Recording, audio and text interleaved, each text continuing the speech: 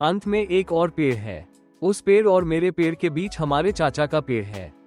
वे रासायनिक दवाओं का उपयोग कर रहे हैं, जबकि हम प्राकृतिक दवाओं का उपयोग कर रहे हैं। मैंने इसे कैसे पहचाना? तोता और गिलहरियां फलों को खाती हैं। जब मैंने देखा तो मेरे पेड़ के आसपास लगभग 50 बीज नीचे गिरे हुए थे, लेकिन उनके पेड़ के पास देखने पर केवल 10 बीज ही नीचे गिरे हुए थे।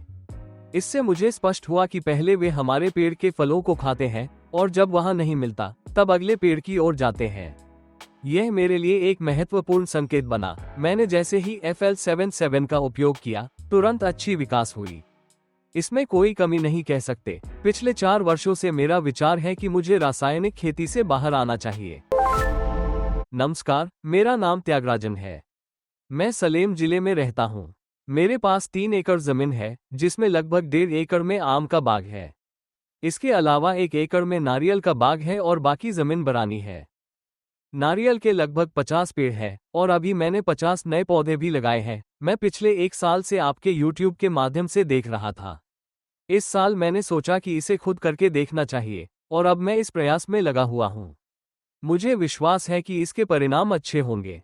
इसे लगातार करके अच्छा प्रगति हासिल करना ही मेरा उद्देश्य है। आम के पेड़ों के लिए मैं FL77 और मैंगोरा का उपयोग कर रहा हूँ। नारियल के पेड़ों के लिए मैंने 1 बार कोकोमैक्स का उपयोग किया है। आम के पेड़ों के लिए मैंने 5 बार से अधिक खरीदकर उपयोग किया है और अब 6ठी बार खरीदने वाला हूँ। मैंगोरा का ये दूसरा उपयोग है। उससे पहले मैं केवल FL77 का ही उपयोग कर रहा था। मैंगोरा को मैं गड्ढा बनाकर उसमें एक मात्रा पानी मिलाकर डाल रहा हूँ। अंत में एक और पेड़ है। उस पेड़ और मेरे पेड़ के बीच हमारे चाचा का पेड़ है। वे रासायनिक दवाओं का उपयोग कर रहे हैं, जबकि हम प्राकृतिक दवाओं का उपयोग कर रहे हैं। मैंने इसे कैसे पहचाना? तोता और गिलहरियां फलों को खाती हैं।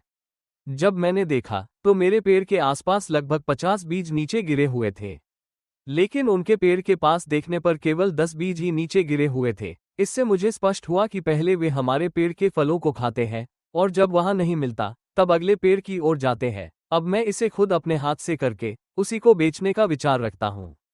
पूरी तरह प्राकृतिक तरीके से खेती में बदलना ही मेरा उद्देश्य है और इसी लक्ष्य के साथ मैंने ये शुरुआत की है।